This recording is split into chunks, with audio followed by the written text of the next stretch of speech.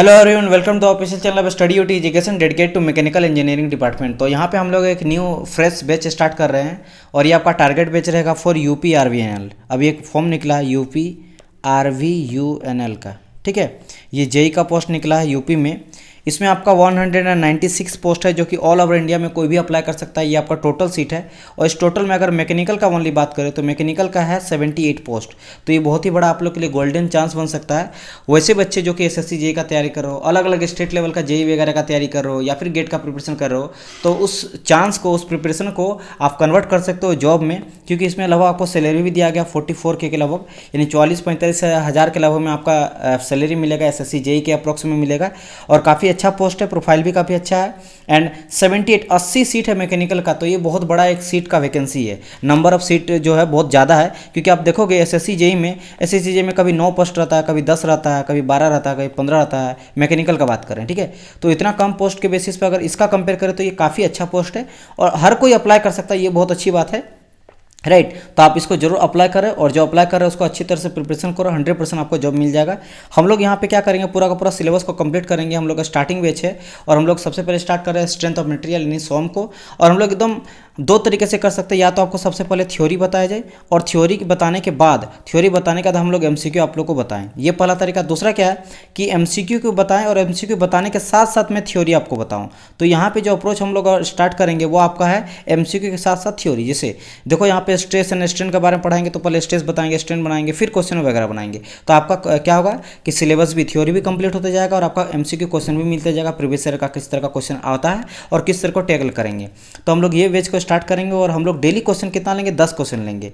वैसे 10 क्वेश्चन जो रहेगा ऑब्वियसली बात है 10 में नहीं बताऊंगा, 10 क्वेश्चन में यहाँ लिखा हूँ, लेकिन इसमें आपको बताऊंगा 30 से लेकर 40 क्वेश्चन आपका मिल जाएगा, क्योंकि बहुत सारा चीज़ मैं डीपली जब बताऊंगा इसके अंदर तो और बहुत सारा चीज़ आपको मिल जाएगा। तो ये आप लोग के लिए एक मास्टरपीस होने वाला है वीडियो, ठीक है। आप लोग इसको डिपेंड ये करता पूरा का पूरा मैं लाऊंगा फ्री में, ऐसा कुछ पेड नहीं लाने वाला हूँ जैसे प्रमोशन के लिए हो जाता 10-5 और अदर यूट्यूबर लाता, वैसा नहीं। फुल्ली मैं टोटल कराऊंगा, चाहे इसमें मेरा 80 वीडियो बनाना पड़े या फिर 100 वीडियो बनाना पड़े, मैं इतना टोटल वीडियो आप लोग के लाऊंगा, पूरा हर सब्जेक्ट का लाऊंगा। सोम टॉम थर्मोफ्लूइड हाइड्रोलिक्स प्रोडक्शन जितना आएगा टोटल लाऊंगा। इसके अलावा मैं बता दूं कि आपका 200 नंबर का ये पूछा जाता है और 200 नंबर में 150 पूछा जाएगा आपका टेक पूछा जाएगा एंड 50 जो पूछा जाएगा ये आपका पूछा जाएगा आपका नॉन टेक। और नॉन टेक में क्या क्या रहता है, न्यूमेरिकल आपका जैसे रीजनिंग आपका रहता है, जीए रहेगा आपका एंड कुछ आपका करंट अफेयर से रिलेटेड रहेगा। और टेक्निकल जो 150 आता है, इस 150 में आपका 110 लगभग पूछा जाता है ऑब्जेक्टिव क्वेश्चन।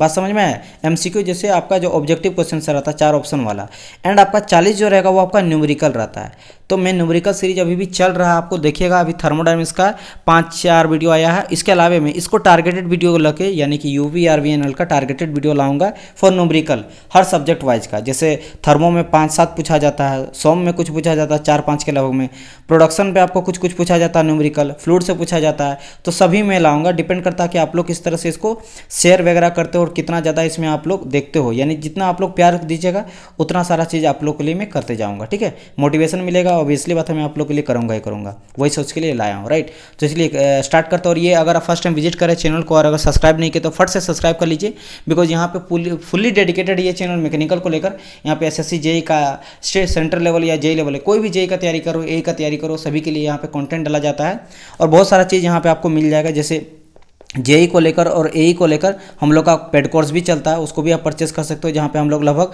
9000 क्वेश्चन सॉल्व कराते हैं। पूरा मैकेनिकल का 9000 क्वेश्चन सॉल्यूशन कराते हैं, सब्जेक्ट वाइज कराते हैं क्वेश्चन सॉल्यूशन और साथ ही सिलेबस कंप्लीट। तो चलिए हम लोग आज का क्लास को स्टार्ट करते हैं। सबसे पहला क्वेश्चन आज का क्या बोल रखा है, the unit of stress. Stress क्या आ जाता है, stress is equal to, stress जो हम लोग सिग्मा से दिखाते हैं ये हो जाता है force per unit cross sectional area. जैसे मान लो एक मेरा बॉडी है, ये मेरा कोई बॉडी है, ठीक है, ये मेरा कोई बॉडी है और इसमें एक मेरा फोर्स इस तरह से अप्लाई कर रहा है और इतना एरिया में अप्लाई कर रहा है, इस एरिया में अप्लाई कर रहा है। ये जो दिया गया ये मेरा एरिया है और ये मेरा फोर्स है। तो फोर्स यहाँ मान लो 10 न्यूटन का फोर्स लग रहा है, तो 10 न्यूटन यहाँ अप्लाई कर देंगे और एरिया लग रहा है मान लो 5 का, 5 क्रॉस सेक्शनल एरिया है, ठीक है। तो यहाँ आ जाएगा क्या, मीटर स्क्वायर। तो यहाँ पे 5 दूनी के 10 यानी कि 2 यहाँ पे क्या आ जाएगा, स्ट्रेस इसका आ जाएगा, यानी कि न्यूटन पर मीटर स्क्वायर आ जाएगा। तो इस तरह से हम इसको निकालते हैं, यानी क्रॉस सेक्शनल एरिया में कितना फोर्स लग रहा है, this is called your stress. तो अगर हम लोग यहाँ के यूनिट का बात करेंगे तो आपको पता है कि भाई फोर्स का यूनिट होता है न्यूटन, और एरिया क्या हो जाता है, लेंथ इंटू ब्रीथ लेते हैं हम लोग, यानी कि मीटर इंटू मीटर, यानी हो जाएगा मीटर स्क्वायर, तो न्यूटन पर मीटर स्क्वायर हो जाएगा। इसके अलावा देखो न्यूटन मीटर स्क्वायर है, न्यूटन को हम लोग बड़ा यूनिट भी ले सकते हैं, यानी किलो न्यूटन पर मीटर स्क्वायर भी लिख सकते हैं। हो सकता है हमको एमएम में कन्वर्ट इसको कर दें मीटर को, यानी कि किलो न्यूटन पर एमएम स्क्वायर भी ले सकते हैं, या फिर न्यूटन पर एमएम स्क्वायर भी लिख सकते हैं, यानी कि न्यूटन को हम लोग किलो न्यूटन में ले सकते हैं। हो सकता है कहीं के आपका मेगा न्यूटन ले ले किलो के जगह में, ठीक है, कुछ भी ले ले। उस तरह एमएम के जगह में कहीं सेंटीमीटर स्क्वायर ले ले, कहीं आपका मीटर ले ले, तो वो डिपेंड करता है। याद क्या रखना कि ऊपर में आपका न्यूटन होगा, फोर्स का यूनिट हो जाता है, और नीचे में आपका क्रॉस सेक्शनल एरिया का यूनिट हो जाता है, ठीक है। तो इसका आप देखिएगा न्यूटन पर एमएम स्क्वायर तो हो सकता है, किलो न्यूटन पर एमएम स्क्वायर ये भी हो सकता है, न्यूटन पर एमएम स्क्वायर ये भी हो सकता है, यानी इसका a, b and c correct answer हो जाएगा। नेक्स्ट क्वेश्चन आ जाता है, सेकंड नंबर में बोल रखा है कि the unit of strain, strain क्या हो जाता है, स्ट्रेन हो जाता है आपका change in length by original length. इसको हम लोग दिखाते हैं एप्सिलॉन से, एप्सिलॉन इसको बोलते हैं चेंज इन लेंथ, इसको क्या लिखते हैं, change in length by original length, original length, ठीक है, ओरिजिनल लेंथ। तो change in length by original length इसको बोलते हैं हम लोग स्ट्रेन। अब आप ही बताओ, चेंज इन लेंथ, लेंथ है, लेंथ का यूनिट क्या हो जाता है मीटर, और ओरिजिनल लेंथ को किसे दिखाएंगे मीटर, यानी मीटर से मीटर कटेगा तो यहाँ पे कुछ बचेगा ही नहीं, यानी कि यूनिटलेस, यहाँ पे इसका कोई जो है होगा ही नहीं, इसका there is no unit of strain. और ये कैसे हो जाता है, जैसे मान लो ये एक मेरा बॉडी है, लेट समझ लो ये मेरा बॉडी है, और उसमें हम लोग लगा रहे हैं टेंसाइल फोर्स लगा रहे हैं, क्या लगा रहे हैं हम लोग, टेंसाइल फोर्स लगा रहे हैं। तो जब इसमें टेंसाइल फोर्स लगाएंगे तो ये बॉडी थोड़ा खींच जाएगा, तो टेंसाइल फोर्स के चलते थोड़ा खींच के इतना अब लंबा हो जाएगा, कितना लंबा हो जाएगा, इतना लंबा हो जाएगा। तो यहाँ से इतना इधर बढ़ा तो इतना इधर बढ़ा, जो ये इतना बढ़ा ये this is called your del l, यानी कि चेंज इन लेंथ, इतना चेंज इन लेंथ आया। और ओरिजिनल लेंथ क्या था, यहाँ से लेकर यहाँ तक जो ओरिजिनल था वो मेरा एल था, तो change in length by original length, तो ये हो जाता है मेरा स्ट्रेन इक्वल टू, ये जब हम लोग कंप्रेस लगाएंगे, कंप्रेसिव में भी थोड़ा कंप्रेस आ जाएगा, तो इसमें भी डेल एल ये वाला आ जाएगा। तो डेल एल यानी change in length by original length. कभी कभी चेंज इन लेंथ में आएगा डिफॉर्मेशन, डिफॉर्मेशन यानी कि कितना मेरा चेंज इन लेंथ आया उसको डिफॉर्मेशन भी बोलते हैं, तो डिफॉर्मेशन अपॉन ओरिजिनल लेंथ भी बोल सकते हैं स्ट्रेन इक्वल टू। तो इसका नो यूनिट हो जाता है क्योंकि लेंथ से लेंथ मेरा कट जाता है, ठीक है। आगे बढ़ते हैं क्वेश्चन नंबर थर्ड की ओर। थर्ड में क्या बोल रखा है, when a body is subjected to two equal and opposite push as a result of which the body tends to reduce its length the stress and strain induce is compressive. यहाँ बोला कि अगर मेरा बॉडी में दो आपका equal opposite force लग रहा है जो कि पुशेस लग रहा है। पहले तो जान लो दो तरह का फोर्स लगता है, एक होता है पुश, एक होता है पुल। पुश क्या हो जाता है, पुश जब इसको हम लोग कंप्रेसिव फोर्स लगाते हैं, this is call your push, this is call your push, compressive force दोनों तरफ से लगाते हैं, इसको हम लोग बोलते हैं पुश। पुल क्या हो जाता है, जब इसको टेंसाइल फोर्स लगाते हैं दोनों तरफ से टेंसाइल यानी खींच रहे होते हैं टेंसाइल, तो इसको हम लोग बोलते हैं क्या, आपका पुल। तो पुल हो या पुश हो, ये दोनों तरह में क्या हो जाता है, आप ही बोलो कि अगर हम कंप्रेसिव फोर्स लगा रहे हैं या क्या लगा रहे हैं, कंप्रेसिव फोर्स लगा रहे हैं, पुश कर रहे हैं, तो इसका क्रॉस सेक्शन एरिया थोड़ा घट जाएगा, यहाँ पे घट के अब इतना रह जाएगा। बात समझ में आया कि नहीं, ठीक है, इतना रह जाएगा। एंड अगर हम लोग टेंसाइल फोर्स लगाएंगे तो ये बढ़ के इतना बड़ा हो जाएगा, थोड़ा ज़्यादा बड़ा हो जाएगा, क्योंकि टेंसाइल लगाएंगे तो इसका क्रॉस सेक्शनल एरिया क्या हो जाएगा, इसका क्रॉस सेक्शनल एरिया घट जाएगा और इसका क्रॉस सेक्शनल एरिया बढ़ जाएगा। कब, जब हम लोग टेंसाइल फोर्स लगाएंगे तब, पुल लगाएंगे तब। यहाँ बात करा पुश का, यानी कि ये वाला केस आ जाएगा, दिस केस।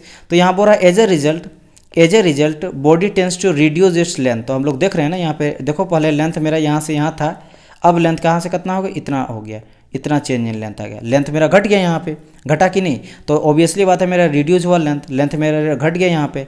एंड बोल रहा कि स्ट्रेस एंड स्ट्रेन, कैसे स्ट्रेस भी जनरेट होगा तो वो मेरा कंप्रेसिव होगा, स्ट्रेन भी जनरेट होगा तो कंप्रेसिव होगा। तो यहाँ हो जाएगा ये ट्रू स्टेटमेंट है, सही है, क्योंकि यहाँ पे कंप्रेसिव फोर्स लगा, देखो कंप्रेसिव होगा तभी तो पुश होगा ना।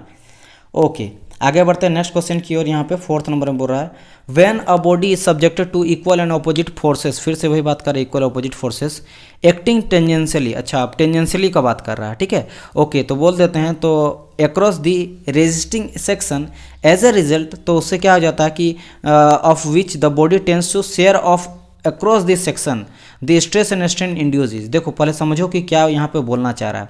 क्या बोला कि एक body subjected to equal and opposite forces, तो मान लो एक मेरा बॉडी है इक्वल एंड अपोजिट, तो मान लो इक्वल ये लग रहा है तो ये मेरा कंप्रेसिव लग रहा है, इक्वल है, इधर 10 न्यूटन इधर भी 10 न्यूटन का लग रहा है। या फिर हो सकता है इसमें टेंशन लग जाए दोनों, यानी टेंसाइल फोर्स लग जाए, इधर भी 10 न्यूटन का इधर भी 10 न्यूटन का, तो इक्वल एंड अपोजिट हुआ ना, देखो इक्वल है 10 10 and equal and opposite. Opposite मतलब दोनों अपोजिट डायरेक्शन में, ये किस डायरेक्शन में जा रहा है, ये इस डायरेक्शन में जा रहा है, ये इस डायरेक्शन में जा रहा है, तो दोनों अपोजिट। इसमें भी देख लो ये इस डायरेक्शन में जा रहा है, ये इस डायरेक्शन में जा रहा है, तो इक्वल एंड अपोजिट करने का मतलब यही है।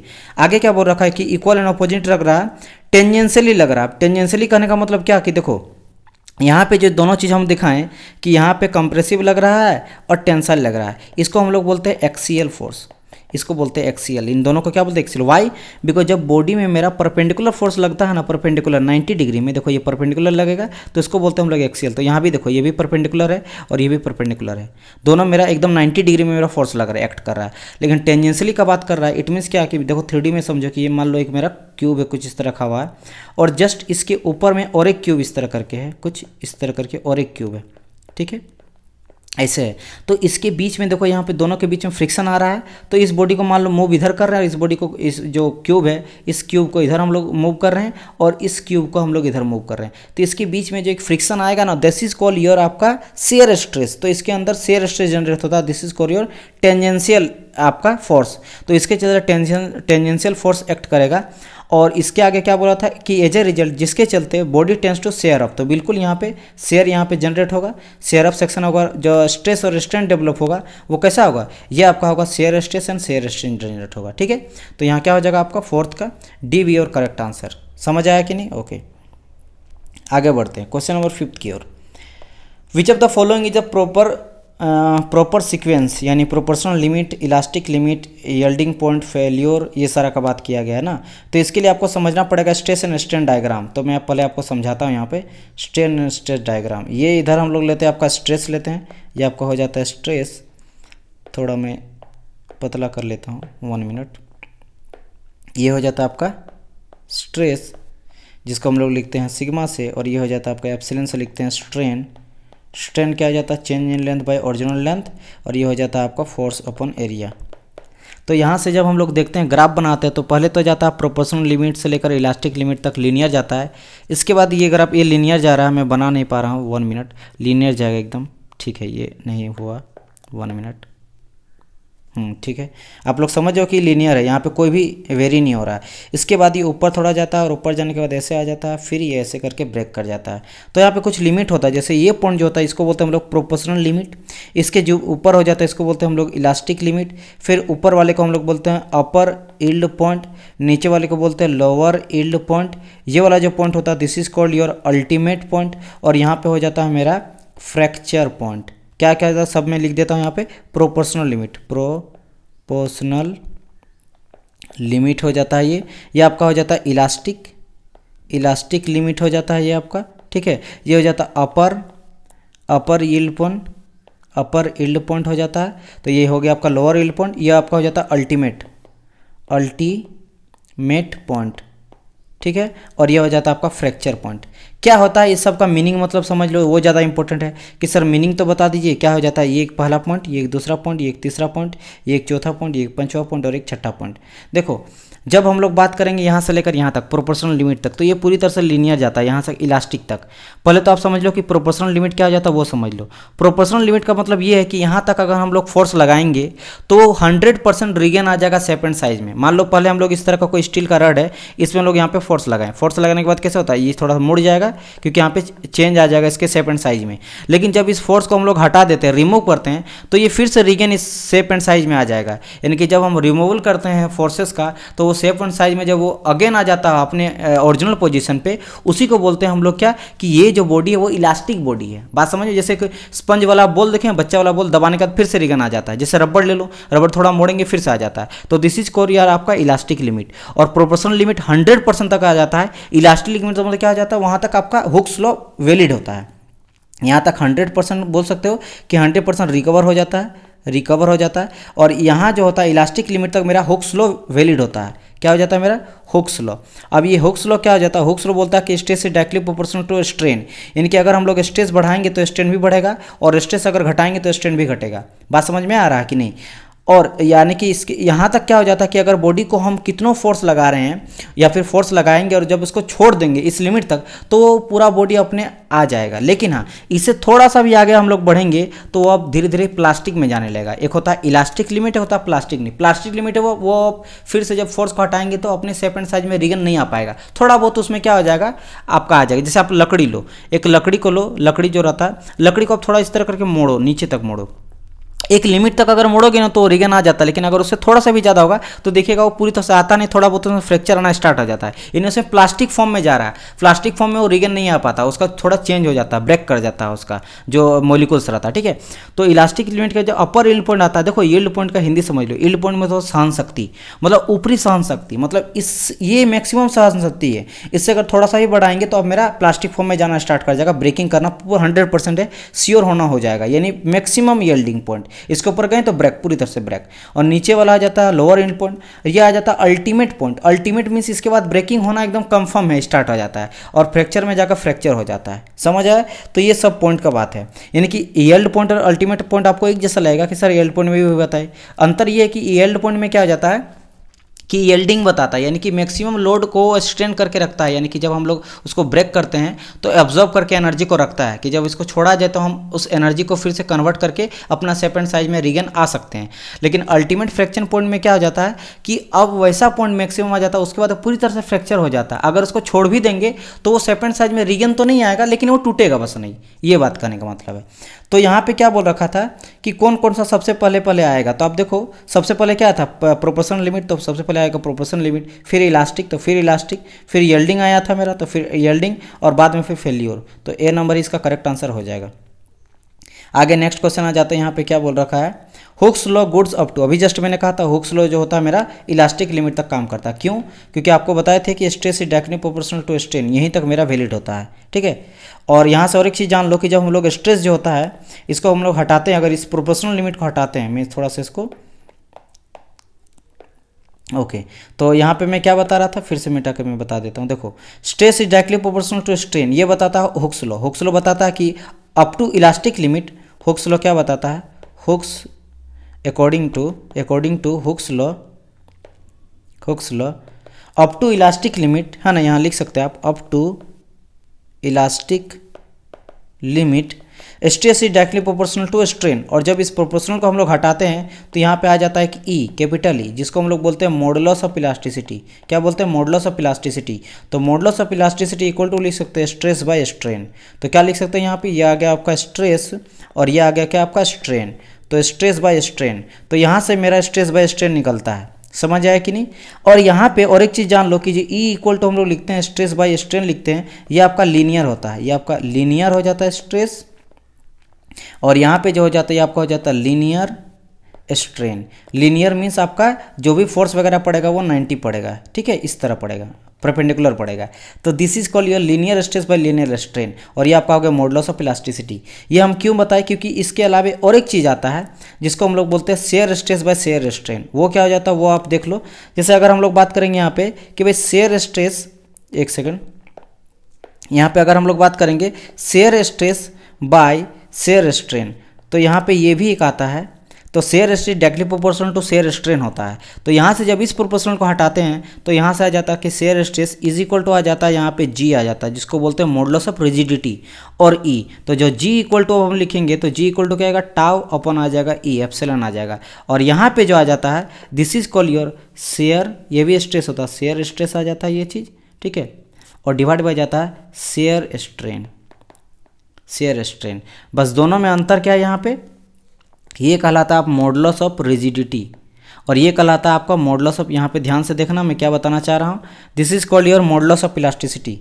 ये कहलाता है आपका मॉडुलस ऑफ इलास्टिसिटी जो कि linear stress by linear strain होता है, और ये कहलाता है आपका जी जो कहलाता है, यह कहलाता है मॉडुलस ऑफ रिजिडिटी जो होता है shear stress by shear strain. दोनों स्ट्रेस बाय स्ट्रेन होता है, बट ये चीज होता है, और ये कहाँ से आ जाता है, हुक्स लॉ तक आता है। ये कहाँ तक वैलिड होता है, अप टू इलास्टिक लिमिट। अगर आपसे कोई यूनिट पूछ ले इन दोनों का, जैसे बात करेंगे मॉडुलस ऑफ इलास्टिसिटी का ई का, तो यूनिट क्या हो जाता है, यहाँ हो जाता है स्ट्रेस बाय स्ट्रेन। तो मुझे पता कि स्ट्रेन का तो कोई यूनिट होता नहीं है, तो नो यूनिट इसका हो जाएगा। अब बचा क्या आपका स्ट्रेस का, स्ट्रेस का हो जाता है फोर्स अपॉन एरिया, यानी कि न्यूटन पर मीटर स्क्वायर।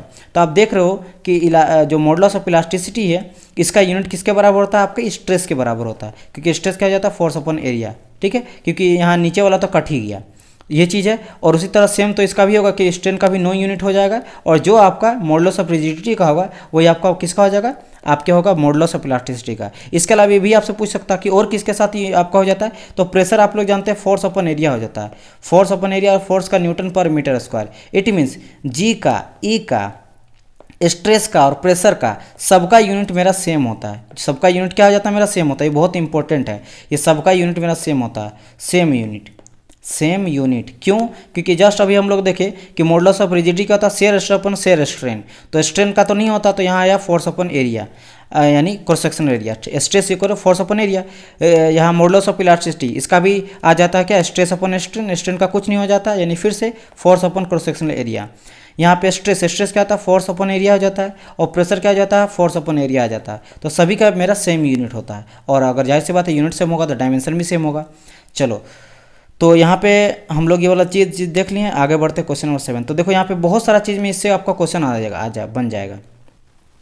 नेक्स्ट क्वेश्चन 7 की ओर, whenever a material is loaded within elastic limit stress is, तो हम लोग पढ़े थे ना इलास्टिक लिमिट का बात करा, इलास्टिक लिमिट तक हम लोग अभी जस्ट पढ़े थे कि अकॉर्डिंग टू हुक्स लॉ से क्या देखे थे, हुक्स लॉ से कि stress is directly proportional to strain up to elastic limit, to elastic limit. तो यहाँ क्या है, डायरेक्टली प्रोपोर्शनल, तो यहाँ क्या हो जाएगा आपका, डायरेक्टली प्रोपोर्शनल हो जाएगा। देखो यही बोला है stress is directly proportional to strain, बस, तो यहाँ पे क्या हो जाएगा आपका, डायरेक्टली प्रोपोर्शनल आ जाएगा। आगे बढ़ते हैं next, the unit of modulus of elasticity same as, देखो ये क्वेश्चन आ गया यहाँ पे, देखो unit of modulus of elasticity पूछा है। जस्ट मैंने कहा कि stress directly proportional to strain होता है, यहाँ से हटाते हैं तो ई आ जाता है, और ई इज इक्वल टू क्या सीखते हैं, यानी capital E equal modulus of elasticity, इसी को बोलते हैं, is equal to stress by strain. Strain का कोई यूनिट होता नहीं है, ये बचा तो ये हो जाता है फोर्स अपन एरिया हो जाता है, या फिर न्यूटन पर मीटर स्क्वायर। तो न्यूटन पर मीटर स्क्वायर होता है, और ये किसका हो जाता है, आपका स्ट्रेस का ही हो जाता है। तो स्ट्रेस का equal to modulus of elasticity का इज इक्वल टू आपका फोर्स का, सॉरी प्रेशर का, क्योंकि pressure equal to force upon area, तो सबका सेम आ जाएगा। तो यहाँ आ जाएगा स्ट्रेस का, प्रेशर का, और मॉडुलस ऑफ रिजिडिटी ले लो या फिर मॉडुलस ऑफ इलास्टिसिटी ले लो, मॉडुलस ऑफ रिजिडिटी या फिर इलास्टिसिटी, दोनों का मेरा यूनिट तो सेम ही हो जाता है। तो यहाँ पे क्या होगा, डी बी और करेक्ट आंसर। नेक्स्ट क्वेश्चन यहाँ आ जाता है, change in length due to the tensile और compressive force acting on a body is given by, देखो ये भी वहीं से आ जाएगा। आपको पता है कि up to elastic limit stress is directly proportional to strain, इसको हटाएंगे तो मेरा आ जाता है मॉडुलस ऑफ इलास्टिसिटी, और modulus of elasticity equal to हो जाता है स्ट्रेस अपॉन स्ट्रेन। और ओके, ये इसको हम लोग यहाँ तक नहीं जाते हैं, मुझे यहीं से आपको बता देता हूँ, ठीक है। यहाँ तक आ गया, आपको पता है कि स्ट्रेस क्या हो जाता है भाई, तो सर फोर्स अपॉन एरिया हो जाता है, ठीक है, फोर्स अपॉन एरिया हो जाता है, एंड ई को रहने दो। और आपको स्ट्रेन क्या हो जाता है sir, change in length by original length, ठीक है। तो अगर हम लोग change in length by original length only L लिखेंगे, यहाँ पे ओनली एल। तो यहाँ पे हम लोग यहाँ पे फिर से लिखते हैं, यहाँ पे फोर्स अपॉन एरिया आया is equal to E change in length by original length. Only अगर हम लोग चेंज इन लेंथ निकालना चाहेंगे तो, ओनली चेंज इन लेंथ निकालना चाहेंगे तो क्या आ जाएगा, ये एफ एल ऊपर आ जाएगा और ए के साथ ई नीचे आ जाएगा, is equal to del L. तो ये चेंज इन लेंथ, मैंने कहा था कि इसको हम लोग चेंज इन लेंथ भी बोल सकते हैं, या फिर इसको हम लोग डिफॉर्मेशन भी बोल सकते हैं। और क्या बोल सकते हैं, डिफॉर्मेशन, क्योंकि चेंज इन लेंथ डिफॉर्मेशन, ठीक है। तो डिफॉर्मेशन इक्वल टू क्या मेरा आ गया, एफ एल अपॉन ए। तो एफ एल अपॉन ए को हम लोग, अगर एफ क्या है मेरा फोर्स है, तो इसको हम लोग पी एल अपॉन ए ही भी बोल सकते हैं। तो यहाँ पे देखो पी एल अपॉन ए, यानी p l upon a b number आ जाएगा, समझ आया। वही बोला था चेंज इन लेंथ, यानी डेल एल का बात किया, ठीक है, जब टेंसाइल या कंप्रेसिव लगे तो ये पी एल अपॉन ए आ जाएगा, या फिर एफ एल अपॉन ए, जो भी है। आज का लास्ट क्वेश्चन है 10th नंबर पे, इसके बाद मैं आपसे एक क्वेश्चन भी पूछूंगा। यंग मॉडुलस ऑफ इलास्टिसिटी में भी define as the ratio of, यहाँ पे बोला यंग मॉडुलस ऑफ इलास्टिसिटी को कैसे हम लोग डिफाइन करते हैं। तो यंग मॉडुलस ऑफ इलास्टिसिटी ये क्या हुआ था, ई को बताए थे, तो ये क्या था, स्ट्रेस अपॉन स्ट्रेन था। तो ये हम लोग कैसे रेशियो दिखाते हैं भाई, आपका देखो यंग मॉडुलस ऑफ इलास्टिसिटी आपसे बोला है ना, यंग मॉडुलस यानी ई का बात कर रहा है। देखो पहली बात तो ई का मैंने कहा मॉडुलस ऑफ इलास्टिसिटी, तो कभी कभी इसको हम लोग यंग मॉडुलस ऑफ इलास्टिसिटी भी बोल देते हैं। तो ये आपका होता है linear stress by linear strain, ये हो जाएगा करेक्ट आंसर। बात समझ में आया कि नहीं, क्योंकि देखो बाकी क्या स्ट्रेस बाय स्ट्रेन, लेकिन एगो लीनियर दिया एगो लेटरल दिया तो होगा नहीं, फिर एगो लेटरल तो बिल्कुल नहीं होगा, लीनियर हो जाता है या 90 डिग्री लगता है, तो लीनियर ही होना। एक बचा यहाँ पे share stress by shear strain और लीनियर बाय लीनियर स्ट्रेन। यहाँ पे एक चीज़ भूल गए हैं, यहाँ पे छूट गया है, मैं यहाँ पे इसको कर देता हूँ 1 मिनट। ये हो जाएगा यहाँ पे एक चीज शेयर लीनियर स्ट्रेस और लीनियर स्ट्रेन, तो ये हो जाएगा आपका correct answer, this one B, C B all correct answer. ठीक है, ये हो गया यंग मॉडुलस का रेशियो। अब आज का क्वेश्चन इसी बेसिस पे मैं पूछ रहा हूँ कि यहाँ क्वेश्चन ये है कि बताइए मॉडुलस ऑफ रिजिडिटी में भी define as the ratio of, यहाँ पे मॉडुलस ऑफ रिजिडिटी का बात कर रहा है, यानी किसका बात कर रहा है, जी का। मैंने जस्ट बताया था जी का, तो बताइए क्या होगा, क्या आपका इसका करेक्ट आंसर होगा linear stress by lateral strain, या lateral strain by linear strain, या फिर lateral linear stress by linear strain, या फिर shear stress by shear strain. आप कमेंट इसको कीजिएगा, आंसर को कमेंट कीजिएगा, ये आप लोग के आपके लिए क्वेश्चन है। और मिलते हैं नेक्स्ट लेक्चर में। नेक्स्ट लेक्चर इसी तरह हम लोग लेते जाएंगे और सभी क्वेश्चन को लगाते जाएंगे, थ्योरी भी कंप्लीट करते जाएंगे और आपका पूरा का पूरा सिलेबस भी कंप्लीट करा देंगे। वीडियो कैसा लगा जरूर बताइएगा, अच्छा लगा तो प्लीज़ इसको लाइक करना आपको, ठीक है, लाइक करना और ज़्यादा बच्चों तक शेयर करना ताकि सभी बच्चों तक ये बात पहुंचे। एंड चैनल को अगर फर्स्ट टाइम विजिट किए तो सब्सक्राइब कर लेना, सब्सक्राइब करना वेरी इंपॉर्टेंट है कि सब्सक्रिप्शन करेंगे तब जाके आपको सारे वीडियो का नोटिफिकेशन पता चलेगा और बेल आइकन भी दबा लीजिएगा, राइट। मिलते हैं नेक्स्ट वीडियो, तब तक के लिए good bye and God bless you all.